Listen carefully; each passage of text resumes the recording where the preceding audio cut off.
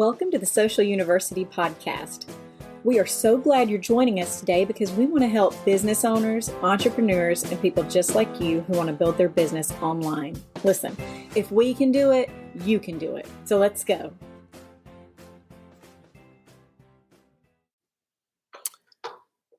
Good morning. I'm Karen Terradis with Social U. It is that time of the week. Every Wednesday at 10 a.m., we come to you live for What's Up Wednesday, where we talk about social media tips, tricks, and trends. And today's topic is a little unique. We have never, ever talked about this before, but today we're going to talk about a history of social media. And all of this information has been verified through Hootsuite. It's a great resource. If you're looking for a scheduling tool, that's a good one. But yeah, let's go ahead and get started. Oh, in August, we have some interesting topics for August. Next week. Yeah, next week is also August. Sorry, guys. Let me look. I want to make sure I'm telling you the right thing. Okay, next week, we're going to talk about how much you should budget for your digital marketing for your business. Then we're going to talk about ways to engage the community beyond just responding to comments. How can you get engagement to grow on your platforms?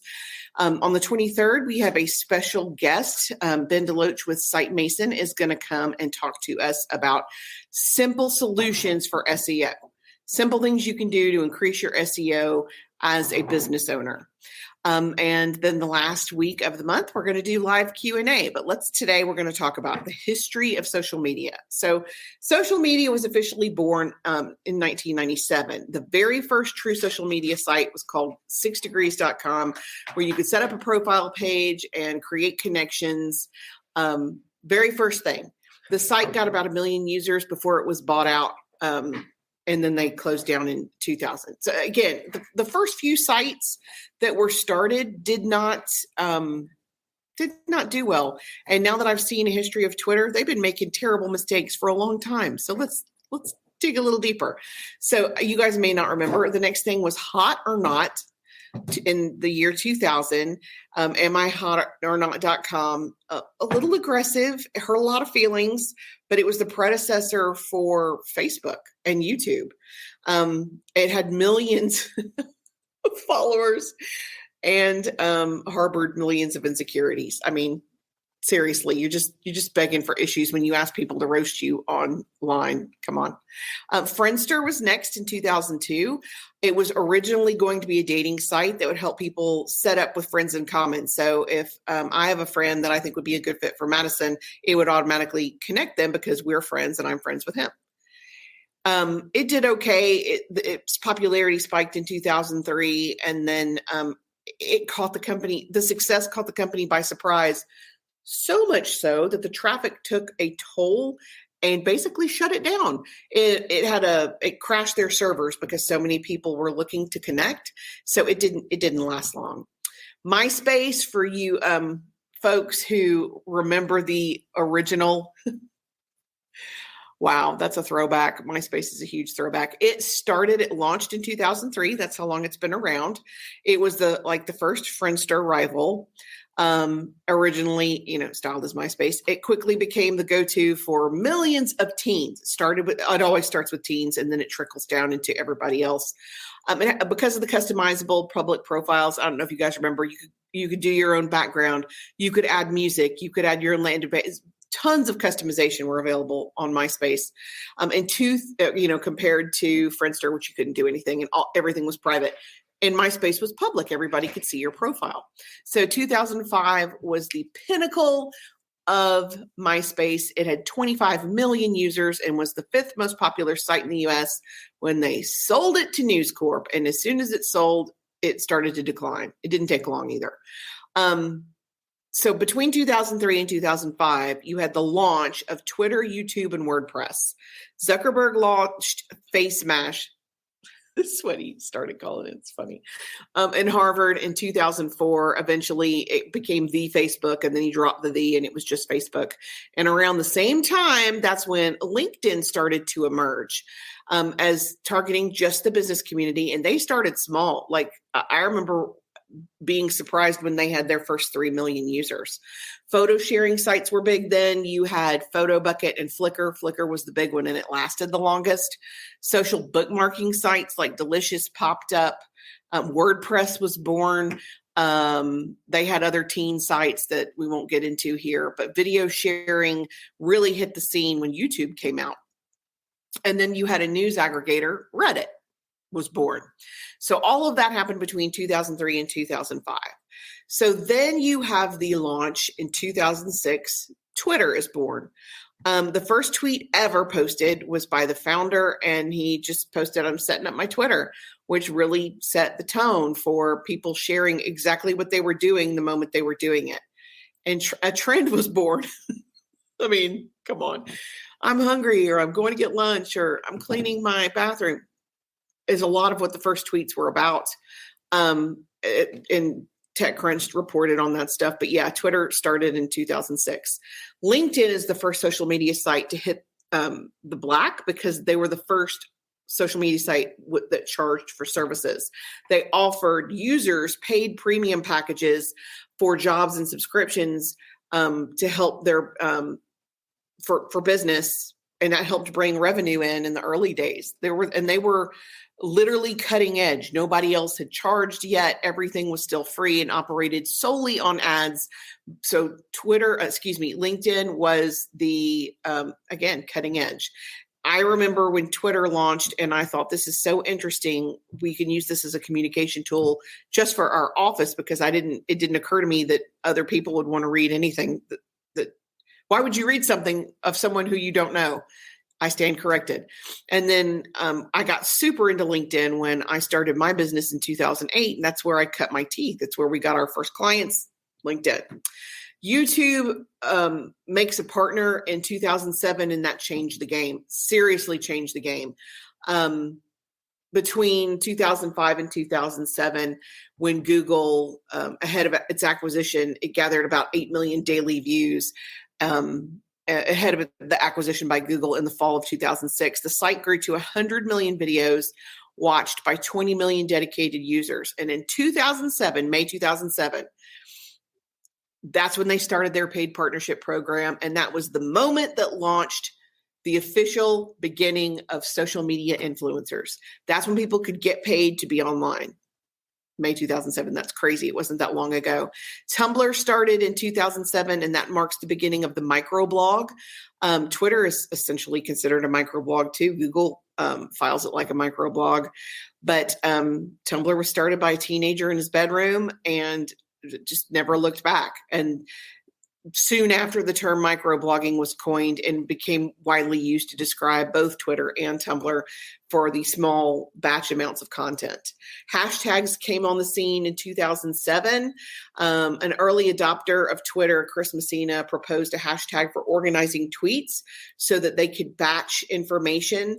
And it wasn't until a couple of months later that the hashtag San Diego Fire, when it was talking about the California wildfires, that's when it really became popular, when people would get online to search specifically for topics based on hashtag. But it was the San Diego fire that brought it into the spotlight.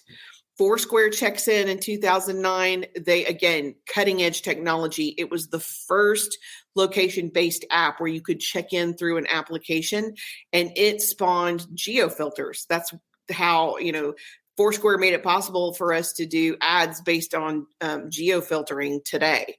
You could earn virtual mayorships, but I never understood that. It's crazy. But 2009 launched all the geofilters. Instagram started in 2010.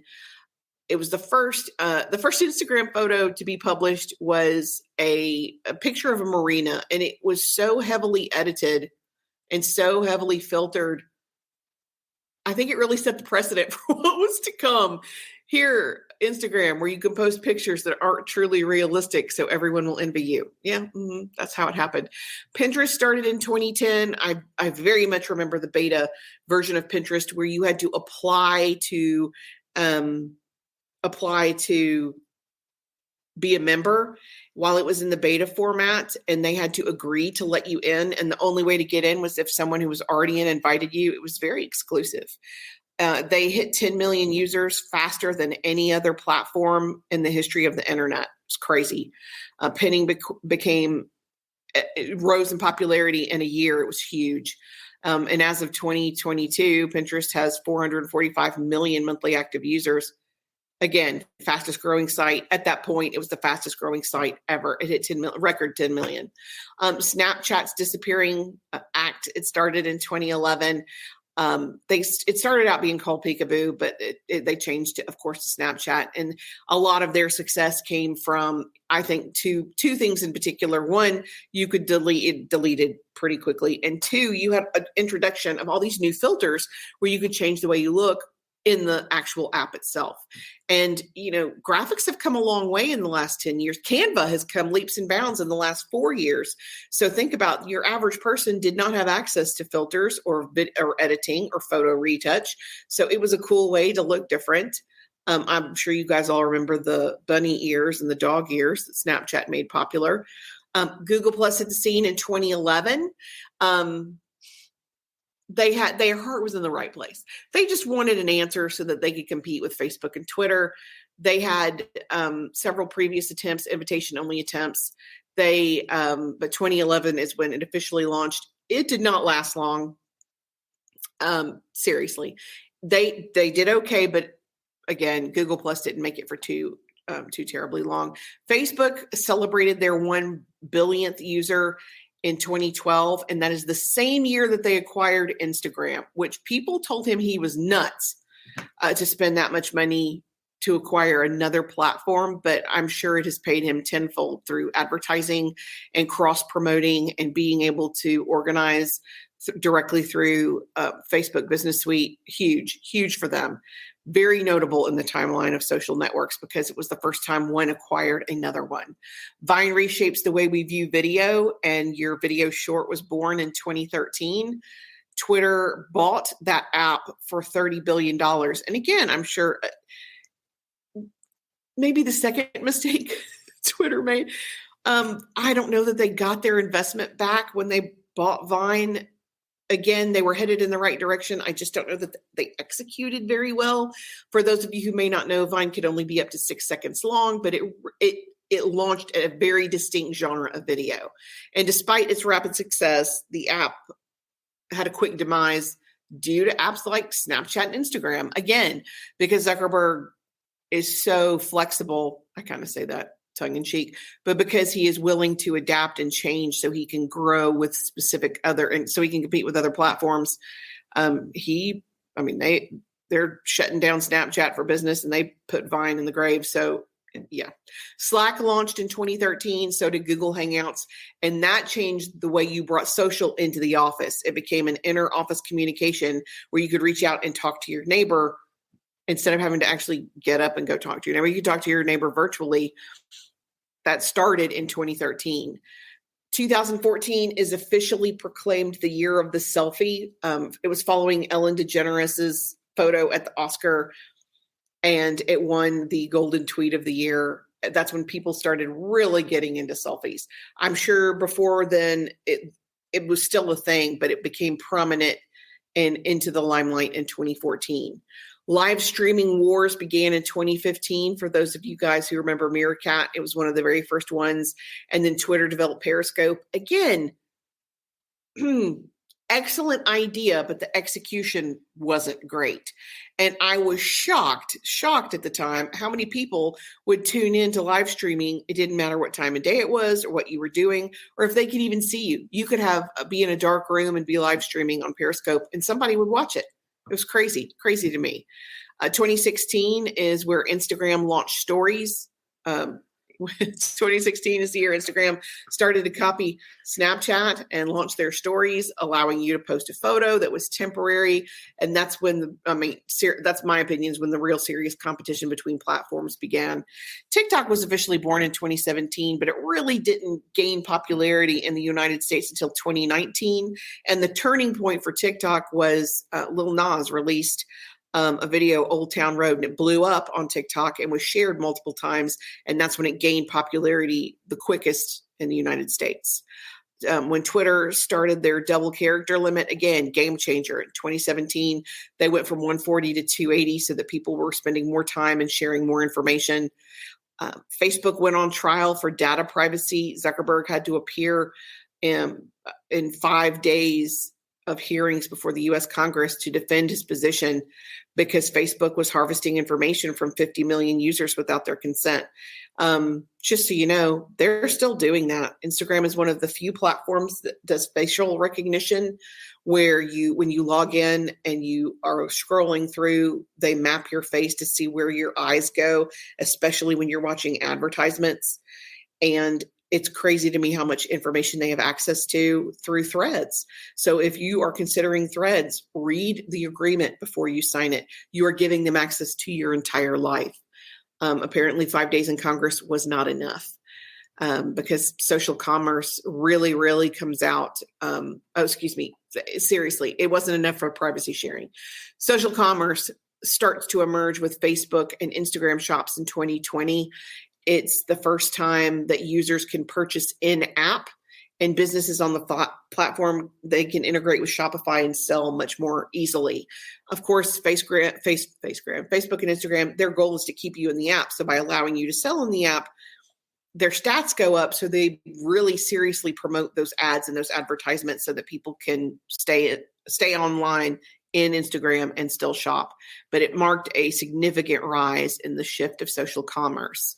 You've had several new platforms since then, between 2020 and 2022, like Clubhouse and Be Real, which Be Real, they're not really working.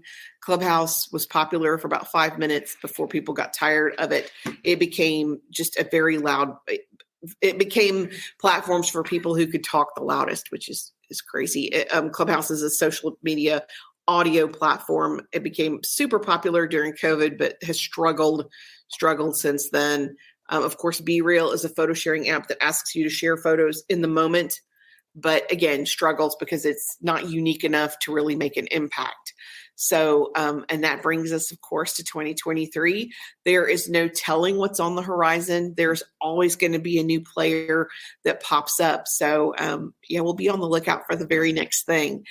Please be with us next week. Join us next week when we're talking about how do you need to budget for your digital marketing for your business. Until then, I'm Karen Taradas with Social U, and I'm here to help. Thanks.